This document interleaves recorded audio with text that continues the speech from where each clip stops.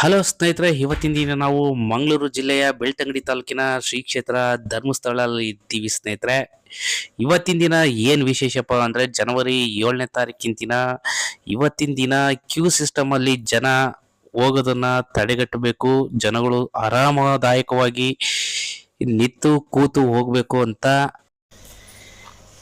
ಶ್ರೀ ತಿರುಪತಿ ಮಾದರಿಯಲ್ಲಿ Q complex ಅನ್ನ ಉದ್ಘಾಟನೆ ಮಾಡಿದ್ದಾರೆ. ಈ ಉದ್ಘಾಟನೆ ಉಪರಾಷ್ಟ್ರಪತಿಯಾಗಿರ್ತಕ್ಕಂತಹ ಜಗದೀಪ್ ಧನ್ಕರ್ ಅವರು ನೂತನ ಕಟ್ಟಡವನ್ನು ಈ ಕಾಂಪ್ಲೆಕ್ಸನ್ನು ಉದ್ಘಾಟನೆಯನ್ನು ಮಾಡಿ ಜನವರಿ 7ನೇ ತಾರೀಕು ಭಕ್ತರು ಕೂಡ ಇದರ ದರ್ಶನವನ್ನು ಪಡೆಯೋದಕ್ಕೆ ಸದಾವಕಾಶ ಮಾಡಿಕೊಟ್ರು. ನನ್ನ ಅದೃಷ್ಟ ಏನಪ್ಪ ಅಂದರೆ ಇವತ್ತಿನ ದಿನ ಅಂದರೆ ಜನವರಿ 7ನೇ ತಾರೀಕಿನ ದಿನ ನಾನು ಕೂಡ ಧರ್ಮಸ್ಥಳ ಶ್ರೀ ಕ್ಷೇತ್ರವನ್ನು ಭೇಟಿ ಮಾಡಿದೆ. ನಾನು ಮತ್ತು ನನ್ನ ತಾಯಿ ಇಬ್ಬರು ಒಳಗೂಡಿ ಈ ದೇವಸ್ಥಾನದ ಈ ಸುಸಜ್ಜಿತ ಈ ಕ್ಯೂ ಕಾಂಪ್ಲೆಕ್ಸನ್ನು ನೋಡಿ ತುಂಬ ಸಂತೋಷ ಆಯಿತು ಸ್ನೇಹಿತರೆ. ನೀವು ಕೂಡ ಈ ಧರ್ಮಸ್ಥಳದಲ್ಲಿ ಈ ಕ್ಯೂ ಕಾಂಪ್ಲೆಕ್ಸ್ ಓಪನ್ ಅಂದರೆ ಉದ್ಘಾಟನೆ ಆಗಿದೆ. ನೀವು ಭೇಟಿ ಕೊಟ್ಟು ಈ ಕ್ಯೂ ಕಾಂಪ್ಲೆಕ್ಸ್ನಲ್ಲಿ ನೀವು ಕೂಡ ಕೂತು ಇಲ್ಲಿ ಇದರ ಫೀಲನ್ನು ಮಾಡಬೇಕು ಅಂತ ಕೇಳ್ಕೊತೀನಿ. ಮತ್ತು ಏನಪ್ಪ ಅಂದರೆ ಈ ಸಂಕೀರ್ಣವನ್ನು 2,75,177 ಚದರ ಅಡಿಯಲ್ಲಿ ನಿರ್ಮಾಣವನ್ನು ಮಾಡಿದ್ದಾರೆ.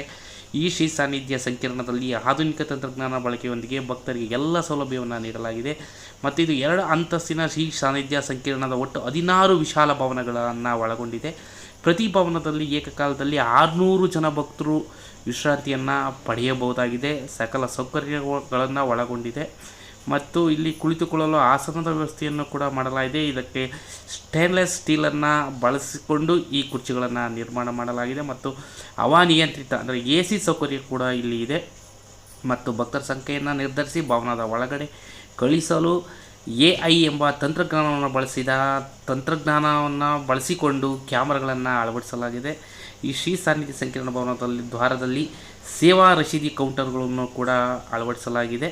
ಪ್ರತಿ ಭವನದಲ್ಲಿ ಕೌಂಟರ್ನಲ್ಲಿ ಶೌಚಾಲಯ, ಕುಡಿಯುವ ನೀರಿನ ವ್ಯವಸ್ಥೆ ಮಾಡಲಾಗಿದೆ ಮತ್ತು ಮಕ್ಕಳ ಆರೈಕೆ ಕೊಠಡಿಯನ್ನು ಕೂಡ ಇಲ್ಲಿ ನಿರ್ಮಿಸಲಾಗಿದೆ. ಅಂದರೆ ಚಿಕ್ಕ ಮಕ್ಕಳಿಗೆ ಎದೆ ಹಾಲನ್ನು ಫೀಡ್ ಮಾಡೋದಕ್ಕೂ ಸಮೇತ ಈ ಮಕ್ಕಳ ಆರೈಕೆ ಕೊಠಡಿಯನ್ನು ನಿರ್ಮಾಣ ಮಾಡಲಾಗಿದೆ. ಈ ವಿಶಾಲ ಭವನದಲ್ಲಿ ಕುರ್ಚಿ ಮೇಲೆ ಕುಳಿತು ನಿಗದಿತ ಸಮಯದಲ್ಲಿ ದೇವರ ದರ್ಶನವನ್ನು ತೆರಳಬಹುದು. ಇದರ ಸದುಪಯೋಗವನ್ನು ಎಲ್ಲ ಭಕ್ತಾದಿ ವೃಂದದವರು ಬಳಕೆ ಮಾಡ್ಕೊಬೇಕು ಸ್ನೇಹಿತರೆ.